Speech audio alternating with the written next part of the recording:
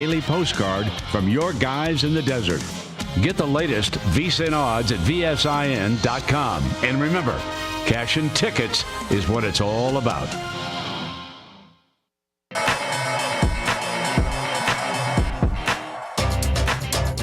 Live from the South Point Hotel and Casino at the tip of the Strip, it's Betting Across America, your weekend guide to everything in sports wagering.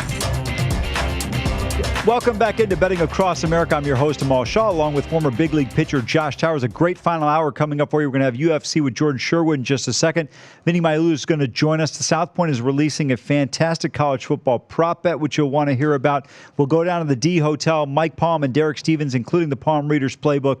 That's all coming up in this final hour. But we go now to phone by Jordan Sherwood by phone in Palm Beach. Jordan, how are you? Doing well, sunny Florida at the Beach Club, but happy to be talking UFC with you guys here. Boy, this guy's living the life, huh, Josh? He lives the life. I'm jealous as heck right now. Let's go to the UFC here. Obviously, one of the key matchups taking place today, Anderson Silva. How old is he now, like 1,000? he seems like it because he's been dominating and in the sport for so long. 44 years old. He's trying to finish out a 10-fight deal that he signed with the UFC a couple of years ago, and he's actually been in talks recently about extending that deal. And it's shocking to think about that, but 44 years old, and he has a winnable fight tonight, guys, against Jared Cannonier. Yeah, no, there's no question Jordan has a winnable fight. But what do you? What's your take on this? We love Anderson Silva. He's a Hall of Famer.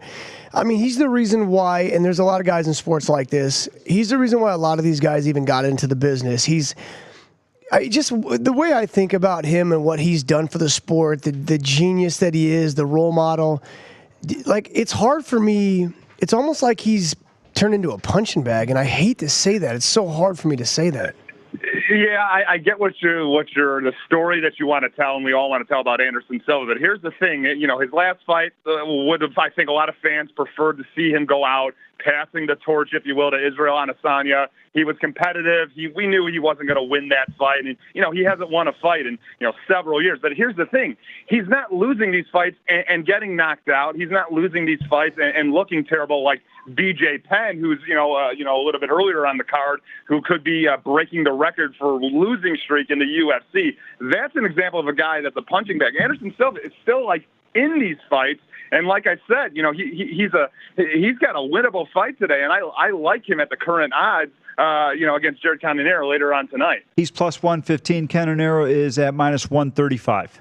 Yeah, you're 100% right when it comes to the fact that he has a chance to win. And you're right, BJ Penn is a whole other story, Jordan, and that's a tougher one to swallow because he's getting destroyed by people. He is a punching bag.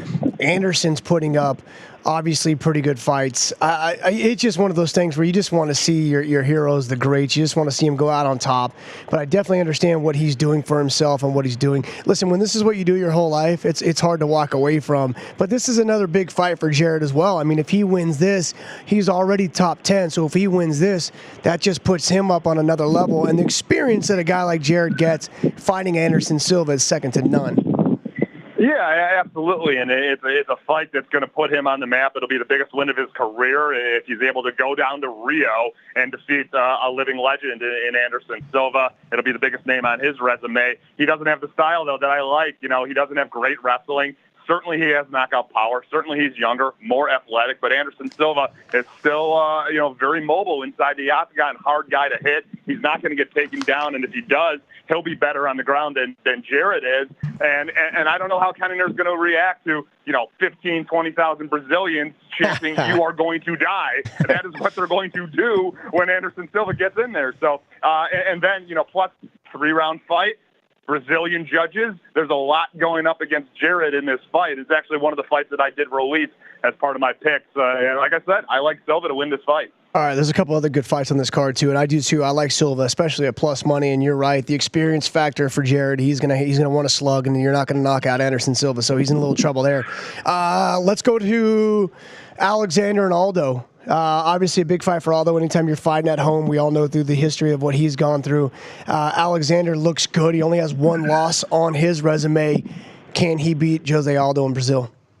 I don't think so. I mean, if we talk about Anderson Silva, having the home field advantage, Jose Aldo is the king of Rio, and I might have felt differently if this was like his first fight back since those 2 consecutive losses to Max Holloway. But since that time, he's knocked out Jeremy Stevens. He's knocked out Renato Moicao. He's, 2 top 10 featherweights. So Jose Aldo hasn't lost a beat. And Volkanovski, he's dangerous, certainly coming off into his most impressive win, a knockout of Chad Mendes. He's a wrestler. He's got cardio for days, knockout power.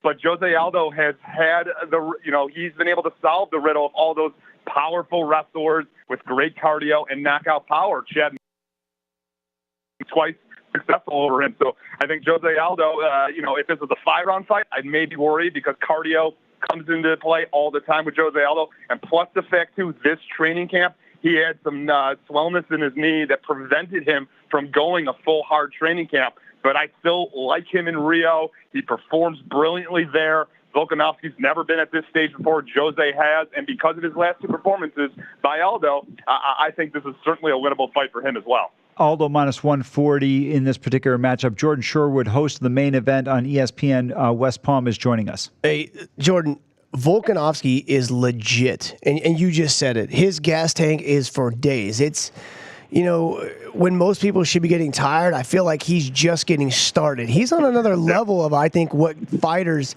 Jose Aldo have seen lately. And I know he's up and coming. 19-1 doesn't really seem like up and coming, but I know he is. And I know that, he needs some more guys on his resume. But I don't know, man. Like, I see it slightly different. Obviously, you're the expert here. I don't know if Jose Aldo's seen a guy like this in a very long time. No, you're absolutely right. I mean, as I mentioned, the last 4 fights for Jose Aldo are not what Volkanovski is going to bring to the table with that cardio, younger, not scared of the takedown, not scared to stand in the pocket. But here's the thing. Aldo's going to come out, and he's going to try and tear up that lead leg of Volkanovski, which is going to cause major issues. Volkanovski, we haven't seen him do well against guys that are leg kickers as proficient as Jose Aldo. And I'll go back to what I was talking about earlier on with you guys about Anderson Silva. In Rio, Brazilian judges. I mean, Volkanovski is going to need to go out there and likely get a finish or get a finish either early or late in the fight if Aldo gasses, because if this comes into a point fight like I expect Silva's fight to, Brazilian judges are going to hand this one to Aldo for sure. Yeah, you ain't wrong there. All right, let's jump to Rose Namajunas and Andrade, Jessica Andrade. Rose looks fantastic. She's finally coming into her own. When she fought Esparza for the title, for the, to introduce this division, it wasn't the same Rose that we're seeing now, but now we're seeing a girl who's confident. She's had, obviously, multiple fantastic training camps, and I know Jessica's fighting at home as well. What do you got on this one? Yeah, I mean, you're right about Rose. I don't think she gets the credit that she deserves for the 2 brilliant performances against Joanna Jędrzejczyk, knocking her out, and then immediately coming right back and beating her around for 5 rounds to retain the title.